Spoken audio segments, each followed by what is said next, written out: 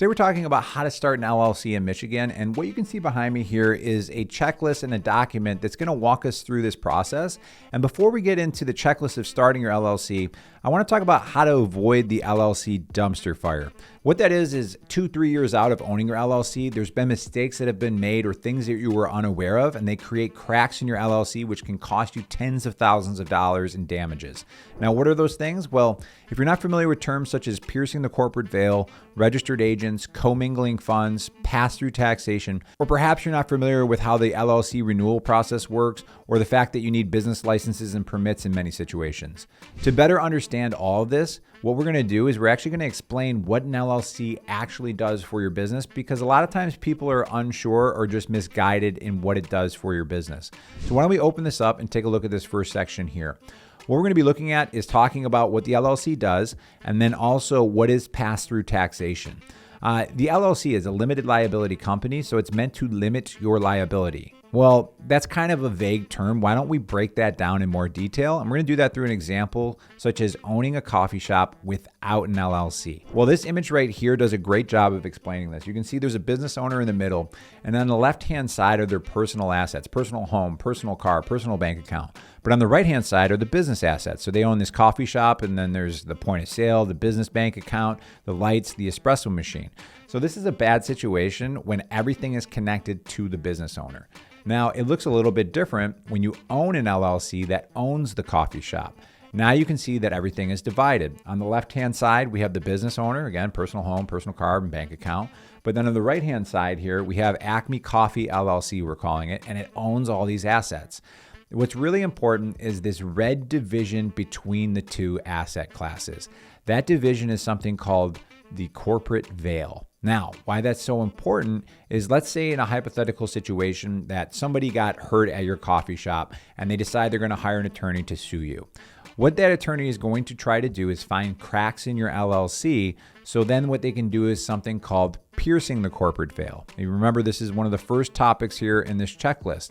When they pierce the corporate veil, what happens is this red division, this line here that we've created, it is erased, and then they can come after your business and personal assets. So that's why it's so important to make sure that you set up the LLC, but also make sure that everything is done correctly on it. While we have this up right here, I do want to talk about the fact that there's two business bank accounts, or at least a personal and a business here. The term commingling funds that we talked about, that's when somebody has a personal bank account and they're running business transactions through it. This happens a lot. Like, sometimes people wait too long to get their business bank account set up, and then they're running things through their personal bank account. Well, if that attorney suing you finds out that you're commingling funds and the judge agrees with them, they may be able to pierce the corporate veil and come after your personal assets. That's why it's so important to be able to educate yourself on all these different items here so that you have a full understanding of what your LLC is doing for you. Now, what I want to do is talk about an explanation of pass-through taxation. This isn't like imperative that you know this today, but when you do file your taxes, you may have questions, and we can answer those for you right now. Now, let's say that Acme Coffee LLC grossed $140,000. They had $90,000 of expenses and a net income of $50,000. The IRS is not taxing the LLC for that $50,000. What that $50,000 does is it passes through, also known as flow-through taxation. It passes through to the business owner, and then the IRS taxes the business owner. The cool thing about an LLC, though, is it's a very flexible entity. And there's a little mention down here that in the future, what you can do is you can apply for an S-Corp designation to reduce your tax burden. So we're going to talk about this more later in this video series, but I want to plant a seed with you today, because again, this isn't just about setting up your LLC and maintaining it. It's also, how do you maximize the benefit of it? So when it comes down the line, let's say year 2, year 3, you're making $40,000, $50,000 of net income. There are ways that you can reduce your taxes. So it's very important you watch this whole video series, because I don't want you to miss out on those advantages. Now, why don't we take a look at this checklist here that we have for starting your LLC? The first item here is to get this checklist for yourself and explore the bonuses and glossary. Now, what you'll see is there's a QR code on the screen to get this checklist for free, but there's also a link in the description below. And the reason that this checklist is so helpful is when you look in the bonuses down here, you're going to find an AI chatbot that can help answer your questions. So this is great, because what you can do here is you can search things such as how to start an LLC in Michigan. And when you do this, it starts to push out a list of items that you need to consider for your LLC. Or perhaps it's, how do I register an EIN? This is just a cool little added feature inside of this Notion document that makes it very easy for you to answer any questions you may have. We're also going to talk about the yearly accounting calendar, the future tax savings, the free charitable opportunity when you're getting your LLC set up, and all that is going to be in a future video here in this series. The glossary of terms is pretty nice too, because if there's anything that maybe I glossed over in the video, you can go in here and get additional information in the glossary of terms. Now what I would do is, let's talk about deciding which route you should go. So there are the state sites, the LLC services, or sometimes online tools, and then a business attorney. Right now, we're not going to get into the weeds of this. We're going to do that in the next video. And that's really important because sometimes it makes sense for your specific situation to go with a business attorney. Sometimes it makes sense to go with the state website, and other times an online legal tool is best for you. What I'll say right now is, in this video, we're going to go the state route, and we're going to show you what that looks like when you're getting an LLC set up in Michigan. But we're going to be talking about this in depth on what you need to consider going forward. Next, what we need to do is decide on a business name for your LLC. My first piece of advice here is, don't stress yourself out about the perfect name. It doesn't really matter as much for your LLC, because a lot of times what ends up happening is you can have an LLC name, and maybe it's Acme Coffee LLC, but then you can have a brand name underneath it that sometimes is called a DBA, a doing business as, or a fictitious name. So that's what the brand name is that the public sees, and maybe that's like Espresso Yourself Coffee or something like that, right? So don't stress yourself out about having the perfect name, but what you do need to do is you need to make sure that it is a unique name in your state. And how we're going to do that is we're going to search an availability of your business name. There's a state directory list here. And then what we'll do is we'll scroll down to Michigan here.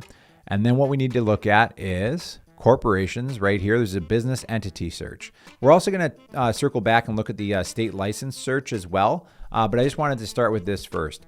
So if you're in Michigan, let's say that you're like, oh, I'm going to, have Wolverines LLC. Well, when you do that, you can see there's a lot of companies with this name, right? It makes a lot of sense. There's 211 records. There's a good chance that that name is taken. But if I was to just kind of hammer onto the keyboard here and just do this and then do a search, what you're going to see here is no records found. Try a new search using different criteria. That is what you want to find when it comes to your LLC name in Michigan. So just be aware of that. But unfortunately, a lot of things when you're using state websites are these gross looking state websites that are really dated, and it's just the way it is. But we'll continue on regardless. Now, you have your LLC name. What do you need to do next to get your LLC set up? Well, you need to register the LLC name. This is a little bit different than filing the articles of organization. That's what we're going to be doing in these next few steps here. The way that I would describe this is, let's say that you wanted to start a website, but you don't have the time or resources to actually build out the website right now, but you want to secure the domain name. Well, you might buy the domain. This is very similar. If you have the LLC name, but you're not ready to file the articles of organization, you can register the LLC name most times. But then once you have that registered LLC name, you can also skip that step and also just write your articles of organization. And what we have here is another state directory. And again, we're going to scroll down to Michigan here. But these are the items that are basically in the articles of organization. And we're going to spend some time looking at the registered agent for this particular situation. Now, it's Michigan and it actually goes by a different name, but we're still going to explain what that means. So clicking here, what we have here is the articles of organization that you need to fill out for Michigan. Step 1 is the name of your limited liability company. Step 2 is its purpose. Step 3 is the duration. If it's other than perpetual, most people it's perpetual, right? You're hoping that this business is going to be open for a bit. The name of the resident agent in Article 4 here. So like I said, they refer to it as resident agent. Most states, they call it a registered agent. What that is it's a third party that handles important documentation and communication for your business. And now let's go back to the coffee shop example. Let's say that you're being sued. What that registered agent is going to do is they're going to make sure that all the important documentation that's going to come in from that attorney is getting forwarded to you and that you're showing up in court. It's something called a service of process notice. They're going to make sure you're dotting your I's and crossing your T's through that process. The thing that you need to know about a registered agent is they have to have a physical mailing address within the state of Michigan, and it cannot be a P.O. box. So those are the two requirements, and then you have to have a registered agent on file. The thing that I don't like about the state website is they just ask you who it is, what the address is. They don't give you all this information. They don't even give you options available to you of how to select a registered agent. When you go through online legal tools, they have those services provided to you for an extra fee, but it's nice to have all those things in one place. And there's actually a service that provides you the resident agent for free for the first year. The one thing too I want to highlight here is this $50 fee here. It's kind of small there. This is a non-refundable fee, and if you were to actually print out this PDF because you're 100 years old, you could mail this in with a $50 check to this address right here. But most people will go on the online site for the state website and just create an account and go through the process. But that $50 filing fee, there's no way of getting around that. If you go with the state website, an online legal tool, or a business attorney, you're paying that $50 fee. But I just wanted you to be aware of that as you're going throughout the process. Now, for some reason in Michigan, they do have some crazy stuff where you can pay $1,000 for 1 hour processing. So these are just expedited processing, but these are not required. It just depends on your situation if you feel like there's a need to expedite the process. Now let's go back to the list here. So we've written our articles of organization. We filed them. Maybe you mailed in this PDF or went through the online form process, and you've assigned a registered agent. Now you can create and sign an LLC operating agreement. What an LLC operating agreement is it's a document that lays everything out, like who are the members, what's the address, what are the roles and responsibilities, but it's one of those situations where an ounce of prevention is worth a pound of cure. The reason for that is, let's say that you have that coffee shop and it explodes. You have like 18 locations and you have a business partner, but you never really detailed what happens if somebody needs to exit the business. Like life has changed for your business partner, they want out. Well, what you're probably going to do at this point, unless you have a great relationship with that person, is it's going to go through litigation, and you're going to have to spend tens of thousands of dollars with attorneys to figure out what that person's value is for the company and what they're supposed to receive. But if you had already outlined all this as far as an exit plan within an operating agreement, this is an example of how you can streamline the process, and it becomes a lot cheaper and easier for you later on. So it's definitely something that's worth considering. I'll mention that a lot of the online legal tools, they have boilerplate operating agreements. If you have a more complex situation, you may want to talk to an attorney to dial that in. But these are all things that you can do when you're getting your LLC set up. Now, next, I want to talk about after LLC formation. What we're going to do is set up an EIN. So there's a link here, the IRS link, and this explains what it is. It's an employer identification number, and basically it's a social security number for your business so the IRS can identify it. You'll need this if you're putting people on payroll. You'll have to have an EIN set up, but it's also nice when you're getting like your business bank account set up or business insurances, or maybe you're trying to rent a office space. A lot of times these types of situations, people will ask you what your EIN is, and it helps legitimize your business in those situations. So I'd highly suggest doing this. It's free to set up through the IRS website. Online legal tools, they will offer this for an additional upsell, but they can help you with this process as well. Now, once you get the EIN set up, this is where you need to look into business licenses and permits. You'll see here there's an SBA resource. This is pretty helpful.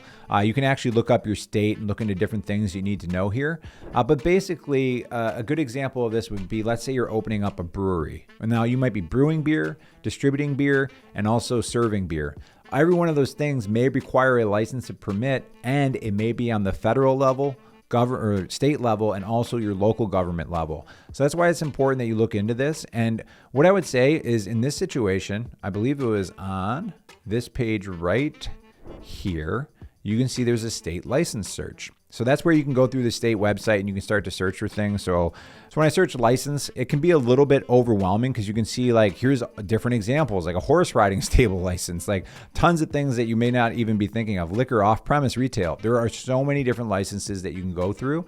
But again, the online legal tools, they have a team that specializes in this, and they can help you with these licenses and permits research so that you get set up, and make sure that you get all of them set up for your business before you get going. Quickly, I want to talk about what's going to be in the next video in this series. That is the one that we're focusing on the different options for LLC formation. So again, looking at state site, online tools, and attorneys.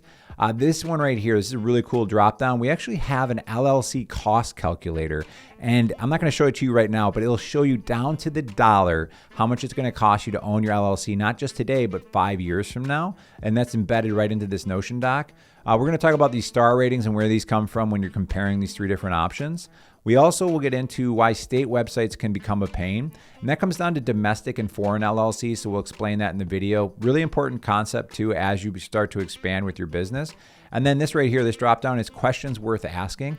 These are potential questions that may push you into going with a business attorney as opposed to the other options out there as well. So again, I would highly suggest you get the free checklist in the description below. There'll be a link for that. And I look forward to catching you in the next video and making sure that you understand everything about an LLC so that it's doing what it's supposed to do for you for years to come. All right, I'll catch you in the next video.